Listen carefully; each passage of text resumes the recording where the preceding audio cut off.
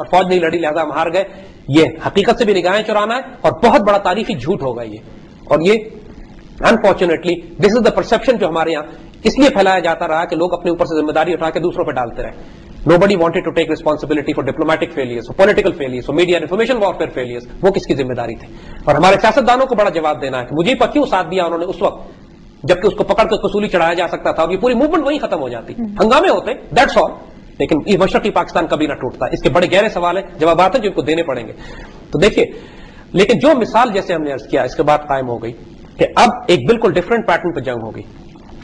اگر پاکستان انڈیا میں اب انسرجنسیز کو سپورٹ کرے، پاکستان اگر انڈیا کے اندر بغاوتیں برپا کرے اور حملہ کر کے قبضہ کر لے تو ان کو ہم کو شکایت نہیں کرنی چاہیے، کیونکہ مثال اب انہوں نے قائم کر دی ہے.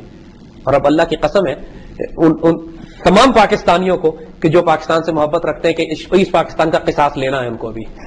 بہت ایموشنل بات ہے یہ. دس از اے فیکٹ. وہ اس لیے کہ جنگ ابھی ختم نہیں ہوئی ہے، ایسٹ پاکستان کی جنگ ابھی تک جاری ہے. لیکن جو کچھ ہوا ہے وہ وی براٹ اپون ourselves. ہماری حماقتیں تھیں، ہم یہ بات کر اسی لیے رہے in a way we deserved it then.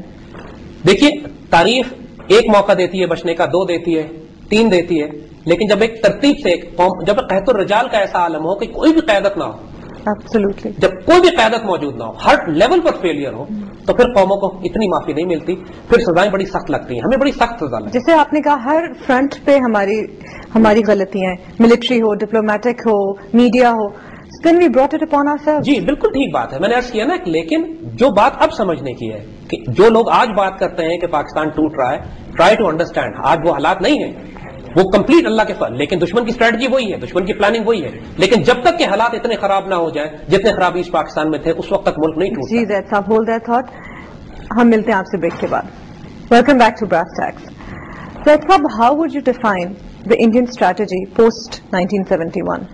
دیکھیے جیسے ہم نے آپ سے بات کی کہ 71 کی اسٹریٹجی بینچ مارک ہے، یعنی جو کچھ انہوں نے 71 میں کیا تھا وہ اس سے بہتر نہیں کر سکتے. انہوں نے ہمیں ڈپلومیٹکلی آئسولیٹ کیا، انفارمیشن وارفیئر میں آئسولیٹ کیا، ہمارے اندر غدار خریدے ہمارے سیاستدانوں میں، اور ہماری فوج کی غلطیوں کو استعمال کیا. They got what they wanted. They got what they wanted. وہ دوسری بات ہے کہ بنگلہ دیش بن تو گیا لیکن بنگلہ دیش آدھا ابھی بھی پاکستانی ہے، یعنی ان کو بہت سے بنگالی ابھی بھی ہیں کہ جو پاکستان کے ساتھ محبت کرتے ہیں، پیار کرتے ہیں، اور ان کو افسوس ہے سارے واقعات پہ جو ہوا. وہ ایک دیوانگی اور پاگل پنے کا ایک ایسا ماحول تھا جس کے اندر عقلیں کام نہیں کر رہی تھی لوگوں کی، اور بڑے بڑے اچھے لوگ بہہ گئے اس کے اندر. بعد میں ان کو ہوش آتا ہے، جب انسان کوئی گناہ یا غلطی کرتا ہے تو اس وقت اس کو نہیں پتا ہوتا وہ کیا کر رہا ہے، بعد میں ہوش آتا ہے کہ یہ میں نے کیا کر دیا. بہت سے بنگالیوں کو خیال بعد میں آیا، جیسے چہرس کیا نا کہ مجیب الرحمان اور اس کے پورے خاندان کو قتل کیا بعد میں انہوں نے، اور پوری لابیز بنی ہوئی ہیں وہاں پر، ایک پرو انڈین لابی ہے، ایک پرو پاکستان لابی.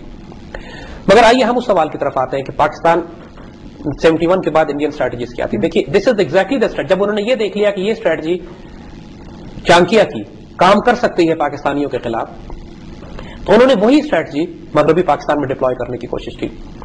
ایک پوائنٹ ہم یہاں پہ اور بات کہنا چاہیں گے. یہ جو بات کہی جاتی ہے کہ مسلمان سے لڑ پڑا ایسٹ پاکستان میں، اب یہ بات بالکل واضح ہو جانی چاہیے کہ کوئی مسلمان کسی مسلمان سے نہیں لڑا. مسلمان مکتی باہنی کے گنڈوں سے لڑا اور مسلمان انڈین آرمی سے لڑا.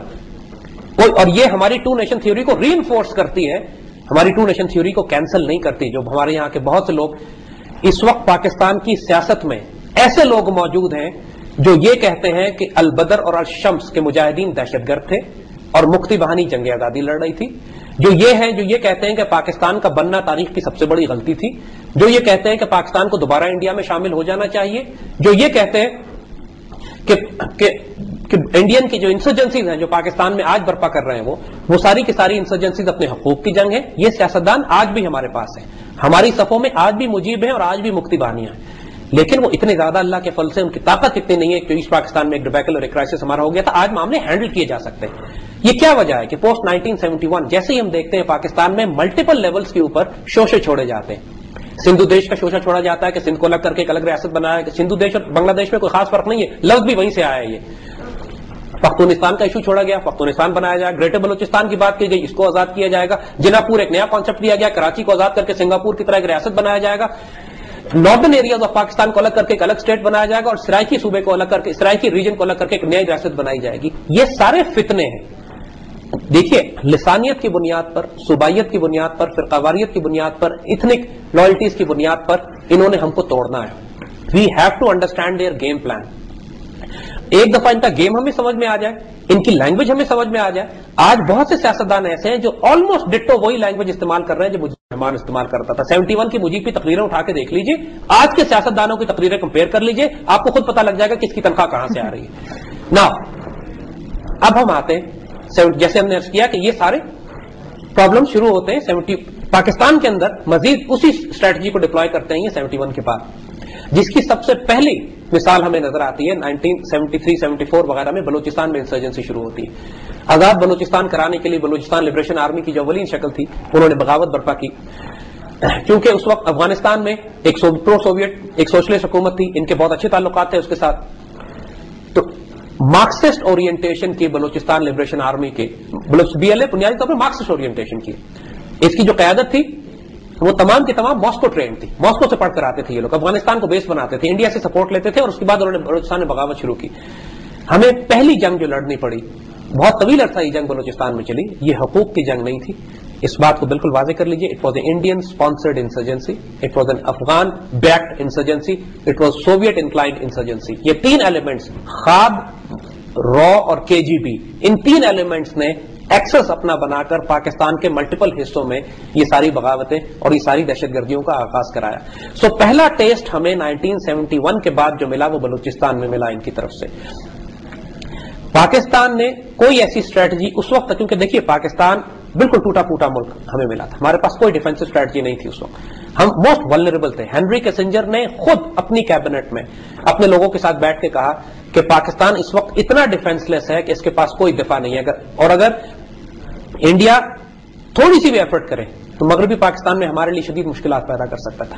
یعنی مشرقی پاکستان تو گیا تھا, ہم بہت ولنریبل تھے, ہماری ساری امداد بنتی, ہمارے پاس اکوپمنٹ نہیں تھا. ہم نے اس وقت ہیویلی چائنیز اکوپمنٹ پر ریلائی کرنا شروع کیا, لیکن چائنیز اکوپمنٹ اس وقت اتنے اچھے نہیں تھے. انڈیا کے پاس رشین ٹیکنالوجی تھی, and India had far superior edge. ہم ڈیمورلائز ہو چکے تھے, پوری قوم ڈیمورلائز تھی, ہمیں چوٹ بڑی سخت لگی ہوئی تھی.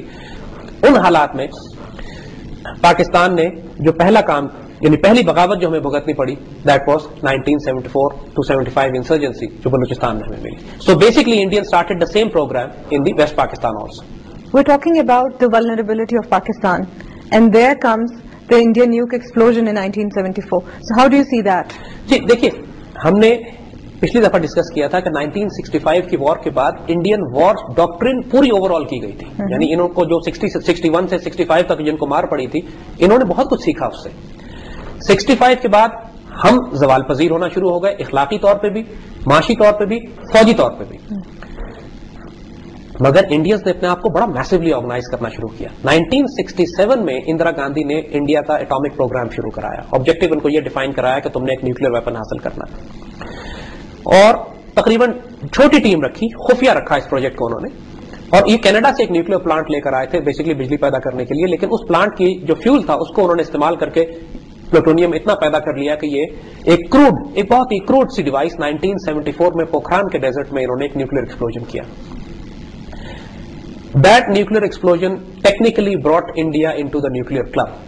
اب ظاہر ہے پاکستان کے لیے it was a matter of grave concern, لیکن اس سے پہلے کچھ اور باتیں ہو چکی تھیں. 1971 کے بعد جب پاکستان ٹوٹا تھا تو پاکستان کے سیکورٹی اینالسٹ نے, پاکستان کے اندر جو قیادت تھی, ان لوگوں نے یہ بالکل دیکھ لیا تھا کہ ہمارے پاس کوئی ڈیفنس نہیں ہے, اور it was mature decision was taken کہ Pakistan will also go nuclear. اور 1972 میں, جنوری 72 وغیرہ میں ہی پاکستان کی حکومت اور فوجی افراد بیٹھے تھے, یہ فیصلہ کیا گیا تھا پاکستان اٹامک